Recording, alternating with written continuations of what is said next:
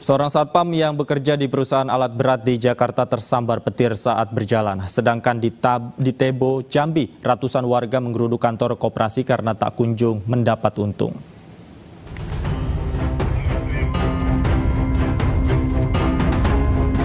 Inilah detik-detik insiden seorang petugas keamanan perusahaan alat berat di kawasan Cilincing, Jakarta Utara tersambar petir. Petir kemudian menyambar dan muncul percikan api, serta membuat satpam tersebut tergeletak. Rekan-rekan korban di lokasi segera melarikan korban ke Rumah Sakit Pelabuhan Koja. Saat itu diketahui korban sedang memegang handi talki. Beruntung korban selamat dan saat ini dikabarkan sudah pulang ke rumah dengan kondisi semakin membaik.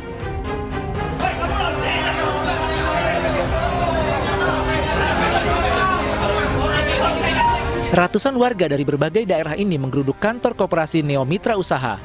Koperasi di Tebo Jambi ini digeruduk lantaran anggotanya menuntut uang mereka dikembalikan. Anggota koperasi ini meradang lantaran menilai tidak menerima keuntungan dari uang yang mereka setor setiap bulannya. Uang nasabah di koperasi mencapai 271 miliar rupiah dari total 1.700 anggota. Setiap anggota telah menyetorkan penyertaan modal usaha ke koperasi, mulai dari 50 juta rupiah hingga 2,5 miliar rupiah untuk satu orangnya.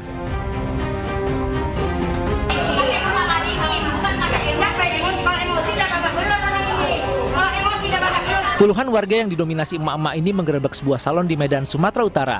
Warga menduga salon Ratu Wijaya TikTok digunakan sebagai tempat maksiat sehingga meresahkan warga.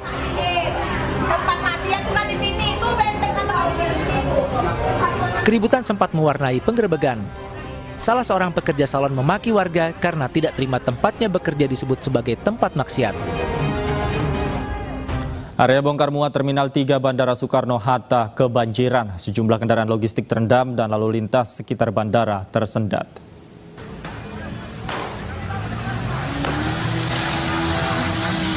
Tawuran antar kelompok warga ini pecah di Jalan Tinumbu, Makassar, Sulawesi Selatan. Meski di gang sempit, kedua kubu nekat saling serang dengan batu, panah hingga petasan.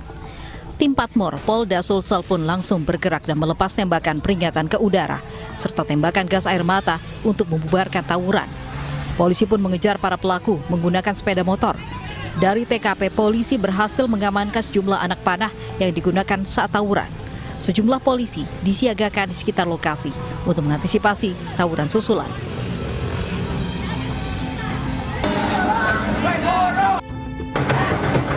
Warga kampung Cerewet ini meluapkan emosinya kepada buruh proyek perumahan yang sedang bekerja.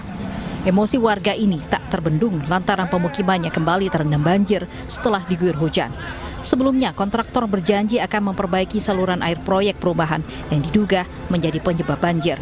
Tak puas mengejar buruh bangunan, warga pun berupaya menghentikan eskavator. Kericuan ini baru berhenti setelah salah seorang ibu histeris. Kemarahan warga ini lantaran menduga pemukiman mereka banjir akibat pembangunan proyek perumahan.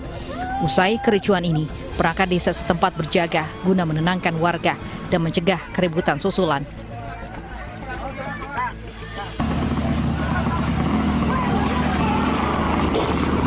Kobaran api dan kepulan asap hitam membumbung tinggi dari belasan kios pedagang yang terbakar di kawasan Pasar Bandat Buat, Kecamatan Lubuk Hilangan, Kota Padang, Sumatera Barat. 16 unit kios yang terdiri dari 9 kios di lantai 2 dan 7 kios di lantai 1 yang merupakan toko buku sembako, toko pakaian, toko seluler, serta toko kelontong ludes terbakar. 14 unit mobil pemadam kebakaran dikerahkan ke lokasi. Api pun baru berhasil dipadamkan setelah 3 jam kemudian.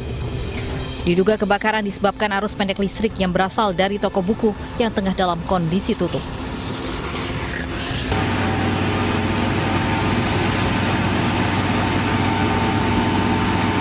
Intensitas hujan yang cukup tinggi selama 2 jam membuat wilayah sekitar Bandara Soekarno-Hatta banjir. Banjir setinggi 50 cm menggenangi area loading dock hingga ke area mesin X-ray. Sejumlah kendaraan yang terparkir di area loading dock ikut rendam. Petugas gabungan mengerahkan 4 mobil pompa air lantaran pompa pembuangan air yang tersedia tidak mampu menahan luapan air. Meski banjir menggenangi area loading dock, namun kegiatan penumpang dan penerbangan di Terminal 3 Bandara Soekarno-Hatta berjalan normal.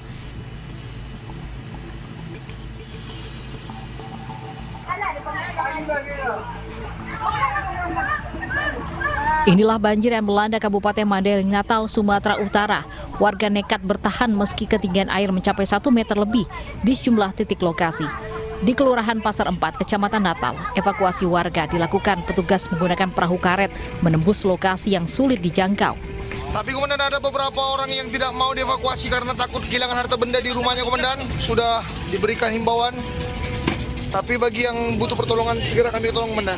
Wilayah terdampak banjir yang merendam 3 kecamatan di Mandailing Natal, Sumatera Utara, diantaranya Kecamatan Natal, Muara Batang Gadis, dan Kecamatan Rantobaek.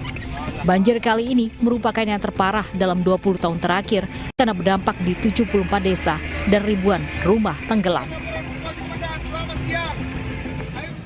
Kolonel Infanteri penabrak sejoli di Nagrek, Jawa Barat hari ini dibawa ke Jakarta dari Manado. Kami segera kembali, tetaplah di iNewsroom Weekend.